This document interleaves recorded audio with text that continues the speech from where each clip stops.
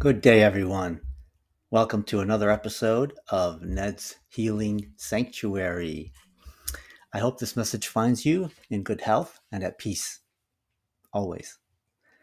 Today, I thought we'd talk about a statement made by Jesus Christ in the Christian uh, book of Matthew in the Bible, chapter 5, verse 5, where he said, "Blessed are the meek, for they shall inherit the earth." I thought that there was a lot of meaning in this statement, and I thought it would be really interesting to dissect it and see what we can learn from it. All right. I will warn you that I'm not going to be speaking about it from a Christian perspective. I will be speaking more agnostic of religions, but in a spiritual sense. Okay. Nonetheless, I think it'll be really beneficial for all of us to understand more about this statement. Okay. So I hope you stick around. But first, let's do another review of what we've learned thus far on our path to enlightenment.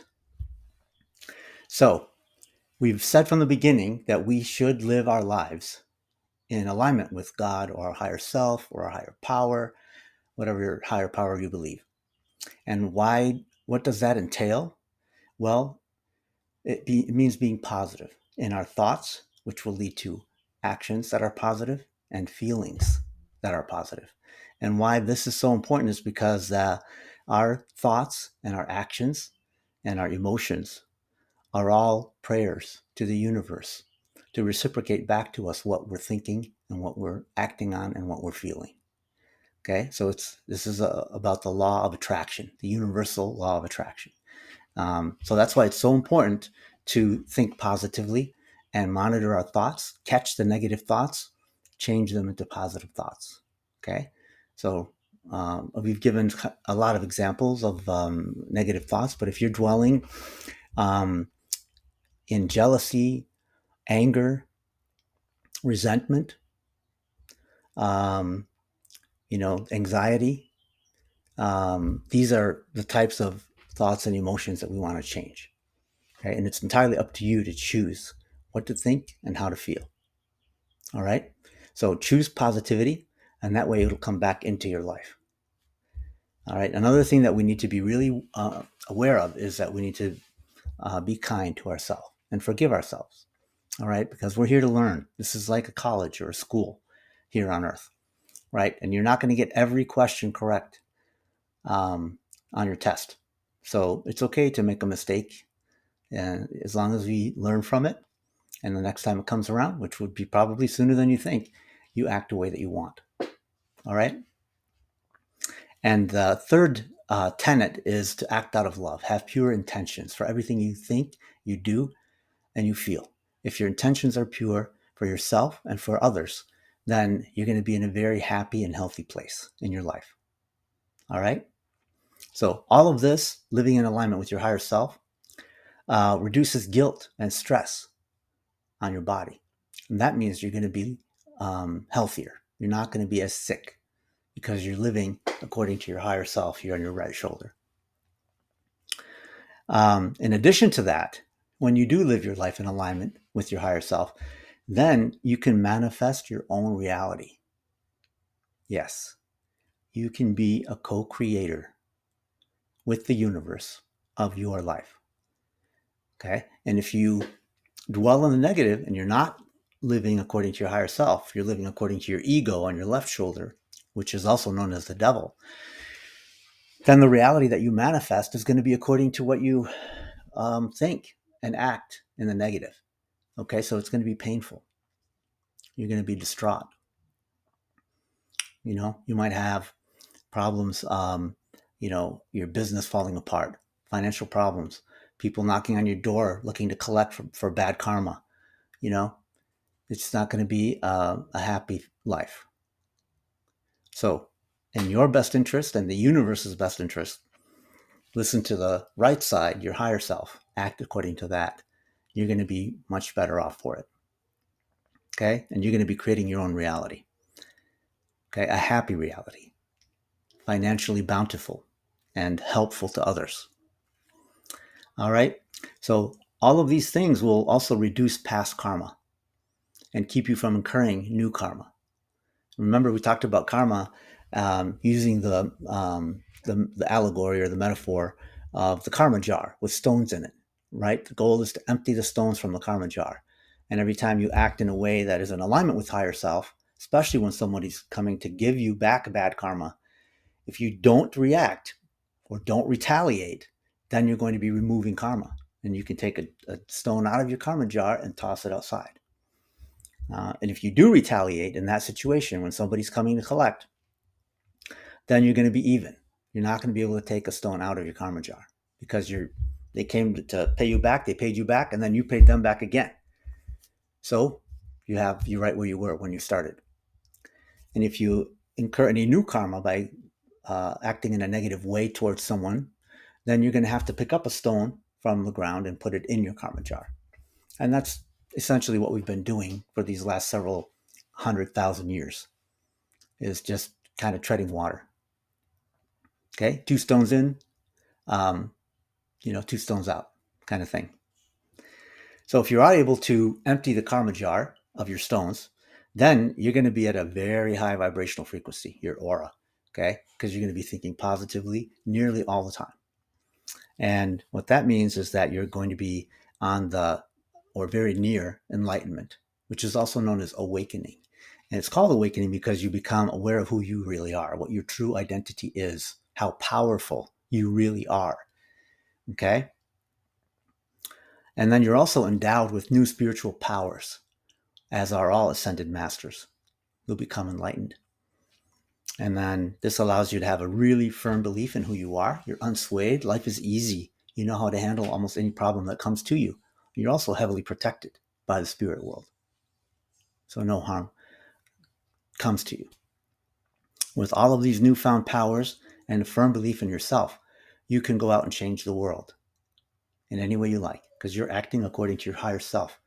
So if you do what you love, what interests you, right, after you become enlightened, there's only one thing that can happen, is that you will be successful and you will change the world. Take that to the bank. Okay? So now let's begin our deep dive into the meek shall inherit the earth. So who are these meek people? What is meek? Well, the meek people actually don't listen to their ego. They transcend the ego. Okay? So it's not, being meek is not weak or being obedient or being a doormat for people to step on. Okay? They don't listen to their ego. They, whatever it asks them to do, tells them to do, they ignore it. That's what a meek person does. The meek person surrenders to the divine flow. So they're living their life in a way that is in alignment with the natural flow of the universe. Okay? They believe in divine timing. They don't force things to happen at any specific time. They know that things will happen when they're meant to happen. Okay? Everything needs to align for things to happen.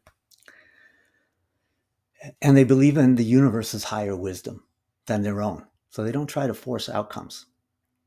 Okay? Because they trust in the flow of the universe and that things will happen in their due time. And they know that the universe, God, higher self, has a better plan than theirs. So they're not even going to try to force an outcome to happen. Okay? That's who the meek are. They are receptive and open, these people. Okay? They are very intuitive. So they can sense from within themselves and externally what they need to do next. Why? Because they're not running so fast that they miss the signs, either internally or around them, of what they should do next, what they should focus on. Okay? If you run so fast and you're not listening or paying attention to what's happening around you, then you're going to run right into a brick wall because you missed the signs to turn left or right. But if you're highly receptive to intuitive guidance, you're living life slowly. Okay? You're not forcing things to happen. You're paying attention. You're looking left. You're looking right. You're leaning down to smell the roses as you walk by. You're listening intentively or attentively to others. And these signs that are out there are called synchronicities. Okay? So synchronicities are things that happen around you that you may attribute them to being coincidences. but there are not coincidences. In fact, there are no coincidences in life. Okay? There are no coincidences. So, what are synchronicities? Well, they're unexplainable events that happen at the exact right moment when you need them to happen. Okay? And they're guiding messages to you from your spirit guide from the universe. So, what are some examples of synchronicities? Well, nearly all of us have had it happen where we're thinking about someone that we haven't contacted or communicated with in several weeks, months, or even years. And out of the blue, they call us or they send us a message. Okay, that is not a coincidence. That is a synchronicity. Why? Because we're all interconnected. And while you were thinking of them, they got the message and they reached out to you. Another example is if you see repeating numbers, also called angel numbers, right when you need it. You may be working on a problem, trying to figure out what to do, what is your next step, what is the solution, and you come up with something, but you're not sure. And then you look up at the clock and it says 11:11 or 3:33. That's a confirmation to do what you were thinking of doing. The universe, your spirit guide are telling you, go with that. That is the right thing. Okay. Another example is finding information that you're lacking, you're needing right at the exact time you need it. So let's say you're working on a problem, or you have a decision to make, you're not sure what to do, and you decide to go to a coffee bar, and you're sitting around the coffee bar, and there are some people not far from you talking, and they happen to be talking about the exact problem you're having, and you can hear them. And they come up with the solution or say something that spurs a solution in your mind. Okay, right when you needed it. That is not coincidence. You were put there with them to hear it. You could also pick up a book and read a passage that gives you the answer right when you need it. Or you might hear the lyrics of a song on a radio or a streaming service that tells you what to do. Start repeating the words in your head and you're like, oh yeah, that's what I should do. And another thing, you could encounter an animal if you're out in nature or at a park. Could be a bird like a raven or an egret or an owl, or it could be a raccoon or a bear even. If they just act oddly, they're trying to get your attention. They're trying to tell you, yes, what you're thinking of is the thing to do. That's the right thing. They're not threatening you. They're just not behaving like you thought they would behave. They're coming around you. They're circling, maybe standing up on two legs and doing something cute. Or a bird might be coming very close to you, or maybe a crow swoops down over your car as you thought you were going to hit him. That's a synchronicity telling you that yes, you are on the right path. Keep going. Do what you were going to do. Okay. And so when the ego is quiet, that's when you can hear your soul whispering to you. Okay. And that's when you hear the guidance, the intuition. And how do you quiet your ego? We've talked about like meditation, where you take 5 or 6 deep breaths, 5 seconds in, 5 seconds out. Just focus on the breathing after that. Then you fall into a meditative state. That's when you hear your intuition. You're deeply in touch with your soul. You can also pray, contemplation in a very natural setting with the wind blowing through your hair. Birds may be chirping. Those things, put you deeply, deeply in touch with yourself. All right. So, the meek inheriting the earth. So, the earth, in this case, can be an inner reality or an outer reality, right? So, your inner landscape is going to be your thoughts, your emotions, your beliefs, right? Hopefully, they're positive. And the external reality is your life. And what the meek person does to inherit the earth is they align their internal self with their external, or their internal with their external, right? If you're in lockstep, then you're going to be able to accomplish a lot in life, and you're going to be able to do it happily and healthily. Okay? And that's what a meek person does. They manifest the life that they want because they are in tune with their higher self and they have good intentions, pure intentions. So, whatever creative endeavor they choose to pursue is going to have a high degree of being successful because it's going to benefit not just themselves, but many others. They may be providing a service to their community that is needed. They may be assisting others, right? It's not just a get rich quick scheme. They're actually trying to help people as well as themselves. So, how do you manifest your reality? Well, it goes all the way back to that first law we talked about in the review of the path to enlightenment, the law of attraction. So, if you are able to be meek by being humble, trusting, not resistant to the flow of the universe, and being positive in your inner state, then you're going to be at a higher vibrational frequency. The higher the vibrational frequency, the likelier that you are to be able to manifest the reality that you want. Okay? If you're at a lower vibrational frequency, dwelling on the negative, acting on the negative, maybe not, maybe harming people, whether it's inadvertently or not, then that's going to be what happens to you, more likely than not. But if you're at a higher vibrational frequency, focusing on the positive, your intentions are pure, you want to help not only yourself but others, then you're going to be attracting those positive experiences to you. That is how you manifest your reality. You are a co-creator with the universe, with God. Just by thinking and acting like God, you become a co-creator in your own life. So the meek don't fight for what they want. They align themselves internally so that they attract it to themselves. So are you going to be a passive receiver in your life? Or are you going to be an active co-creator? So it's your choice. If you live according to your higher self, then you will become an architect of your own life. Okay? You're not just going to be living in survival mode like someone of a lower vibrational frequency may. People in lower vibrational frequencies usually have a lot of karma on their plate that they need to clear. So that karma is going to be coming in the form of emails and phone calls and people at your door, at the store, looking to collect.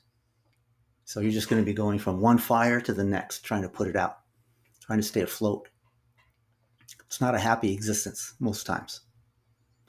But if you're aligning yourself with your higher self, then you're not just going to be, receiving or reacting. You're going to be implementing the future, the reality that you want. Because it's not just helping you, it's helping everyone else. It all boils down to the power of your intentions. What is your intention? Is it pure? Is it coming from a place of love? If so, then you're going to be a conscious creator. You're going to be choosing the thoughts that you want, the positive thoughts, and acting in a way that will cultivate positive emotions in yourself and in others. And when you set clear intentions, you think about what you want to happen, it's going to happen. That will become your reality. I don't know the time frame. No one knows the time frame. It's called divine timing, because so many things have to happen in order to bring that reality to life. But it will happen.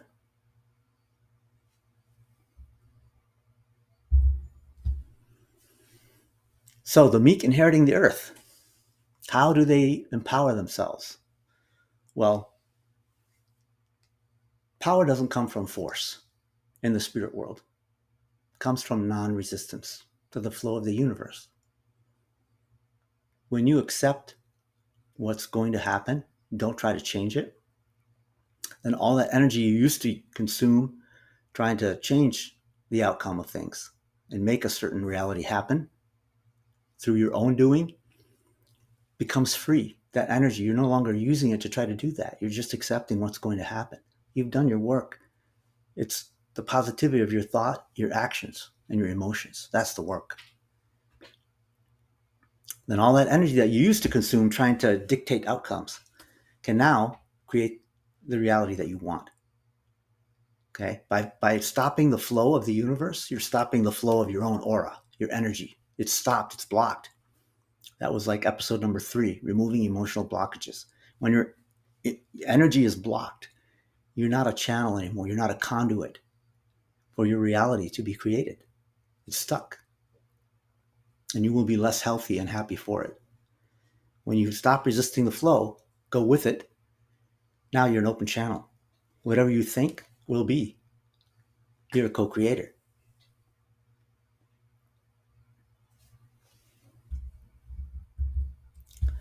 So, earth. What is earth in this meaning? They shall inherit the earth. Well, the earth refers to on one hand, the physical body, right? So living life, your experiences. And the meek don't try to escape their physical responsibility. They live their lives to the fullest, as they should. But they align their spiritual self with their physical self, or vice versa. They align their physical self with their spirit. So they work according to what their highest good is. What is their life's purpose? How do they know their life's purpose? Through their third eye chakra or their crown chakra. If that's open, you should understand clearly what you want to do with your life. Why are you here? And you can then begin co-creating that reality in your life, which will have a high chance of success because of the fact that you're in alignment with your life's purpose. And when you live in harmony with the universal laws, then you become holistically healthy. So physical health, emotional balance, mental clarity, and an open connection, open channel with spirit. This allows you to not only live your best life, but be happy, healthy, and have an easier time as well. This goes back to that review of the Path to Enlightenment slide. This is when you're close to enlightenment or awakening. So, in the spiritual realm, there is a belief that the consciousness, the collective consciousness of the earth is shifting to a higher vibrational state, or will soon shift. Okay? And this is called, in Eckhart Tolle's New Earth book, it's called The New Earth, where Earth, the vibrational frequency of the collective living on Earth, goes higher and higher. And it's swayed or affected by these meek people, the people that are living in alignment with their higher self, who are raising their vibrations because they've decided to turn away from fear and greed and forced outcomes. And these are the co-creators of the new earth. You want to call them meeksters? We can call them meeksters. So what is the inheritance? We're going to inherit the earth. Well, there is such a thing, not just as a personal inheritance, but a collective inheritance. And in this case, these meek folks are going to cultivate qualities such as humility and compassion and non-judgment and connection with the universe. So they're going to contribute to the elevation of the collective consciousness so that it is more harmonious, more peaceful for everyone. So that is how they will inherit the earth. They will inherit a world that is like them because they're changing the world to be like them. And the meek trust their inner wisdom, their higher self. their intuition. They're connected to their higher self. So they don't need somebody from out there telling them whether they're good enough. They know they're good enough because they can feel it in here. They're guided from within. So they know they're on the right path. They don't care what anybody else says or thinks about them.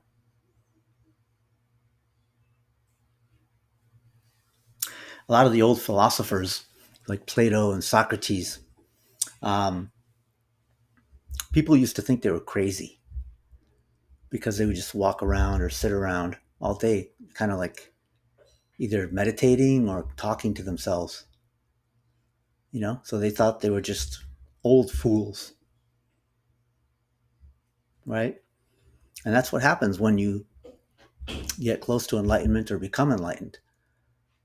The world ceases to look the way it does to other people. It's not a rat race anymore to them. They've risen above the fray, and they're living their life according to their own rules, not the rules of the people. So that's why they don't care what you or I think about them, these meek people. They get validation from within. So, blessed are the meek. So this statement is a very strong affirmation that you don't get power through external force, but you need to align with your higher self, with God, with your higher power. By being humble, not listening to this guy on your left shoulder, the ego, by trusting the universe, letting go of outcomes, and going with the universe's flow, where you don't resist life's events, then you can become a powerful co-creator of your reality. And you can manifest abundance and peace and contribute to the collective consciousness increase and bring about this new harmonious new earth. Incidentally, there's a synchronicity in this slide. I wonder if you can pick it out. Where do you think it is? Blessed are the meek in the book of Matthew, chapter 5, verse 5. 5, 5. If you add that up, it comes out to 10. And in numerology, the number 10, similar to the number 1, if you add the 1 and the 0 together, you end up with 1. So either 1 or 10, either one, means a new beginning. It means leadership, strength, freedom. That's what the number 10 means in numerology, or the number 1. Freedom from what, do you think? The ego. That's right, freedom from the ego. So, do you think it was a coincidence that this statement by Jesus, blessed are the meek, for they shall inherit the earth, that it was written in book 5, chapter 5, verse 5? No, there are no coincidences. Okay, so that's just an example of a synchronicity, unintentional in this case. So I hope you enjoyed this episode. I think there was some great information in there that kind of ties together everything we've learned thus far. And just to reiterate, if you are, on a long drive or on a long trip, and you want to listen to something that might uplift you, you can find Ned's Healing Sanctuary video and audio podcasts on all of these streaming sites and apps, platforms. All right. Feel free to share this video with anyone, friends, family, coworkers that you feel it would be helpful to. And then also consider a thumbs up and a comment to let me know how I'm doing. All right. Until the next time we meet, I wish you peace. Take care.